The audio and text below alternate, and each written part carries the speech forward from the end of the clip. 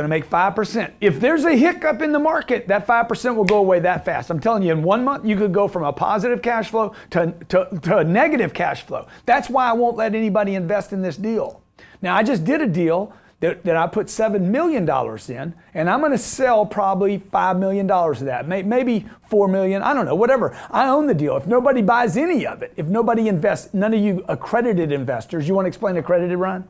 Accredited investor is you have to make $200,000 in each year over the past 2 years. Your CPA needs to send me a letter saying Exactly. you're accredited. It needs to say that you either make enough money every year to fill the definition. That's how we ought to answer it. Fill the definition of an accredited investor. You need a net worth defined by your CPA saying you're an accredited, smart, savvy investor. You know what you're doing and you can afford to invest in the deal, okay? Now, by the way, in addition to being an accredited investor, you need to know me and you need to know how I buy deals. If you don't know how I buy deals, how I look at deals, then I don't want you in the deal. Third thing you need is some good mojo, okay? If you get in wrecks, if you've had people rip you off, if you've been in lawsuits, if you got bad karma, I don't want you touching my deal, man. You understand?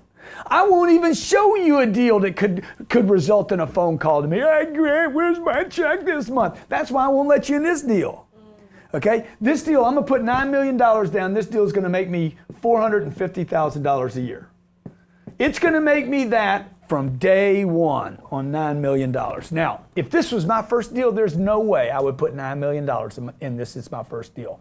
The reason I'm doing this deal, and the reason I would do this deal and not do it as a first deal and wouldn't let you invest in it is because what you don't know is I have what's called a 1031 exchange that happens to have $9 million in it, okay? Now that deal, a 1031 exchange means I take this property over here, sell it, made a bunch of money in it, I trade it into another deal and I avoid or defer is a better word. I defer taxes on the gain until a later date, okay? Now the deal that I had was making me about $300,000 a year, okay? The new deal is gonna make me $450,000. So to me, people are like, why would you pay that much for that deal? Because I'm making $150 grand, dude. That's how it makes sense of that deal. Aren't you overpaying for this deal? Yeah, I am.